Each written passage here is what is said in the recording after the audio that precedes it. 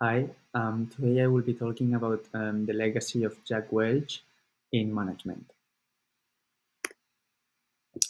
I want to go a little bit through his personal background, first of all, to put you guys in context.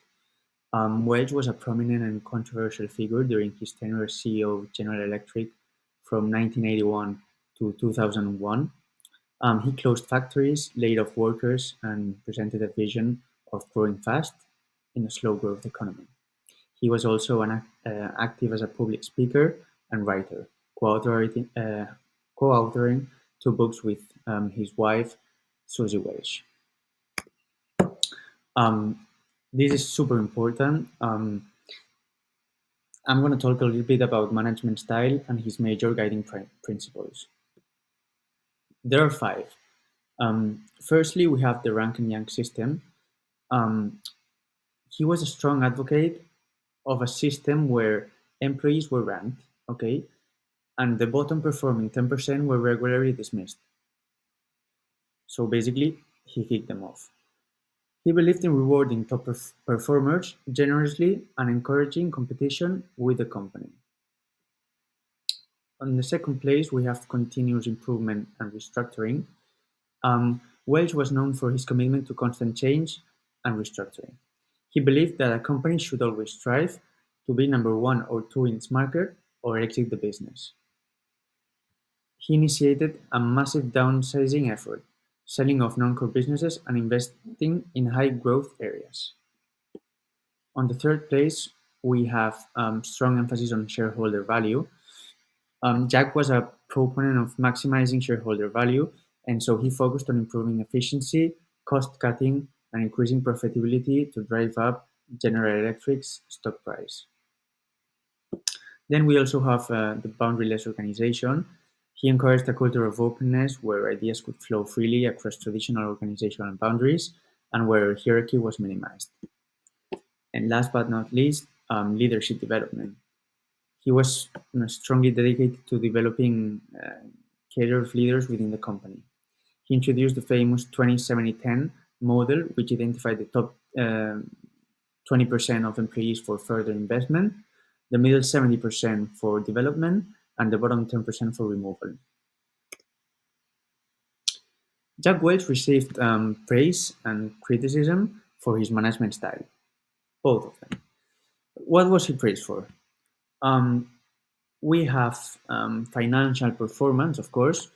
Um, Under Welch's leadership, General Electric's market capitalization increased dramatically, and its revenue grew substantially. Many considered him a master of financial engineering. On the second place, we have leadership development. His emphasis on leadership development produced a strong pipeline of managers who went on to lead other organizations successfully afterwards. And lastly, as I just said, shareholder value. Shareholders saw significant returns on their investments during his tenure. However, his modus operandi received some criticism as well. What was he criticized for? Well, on the first place, we have the short-term focus.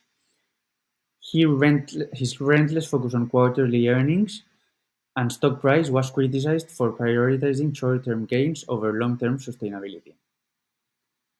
Also, regarding employee morale, the Rankin-Yang system and continuous restructuring took a toll on employee morale. Critics argue that it created a culture of fear and job insecurity among all employees. And finally, we have ethical concerns.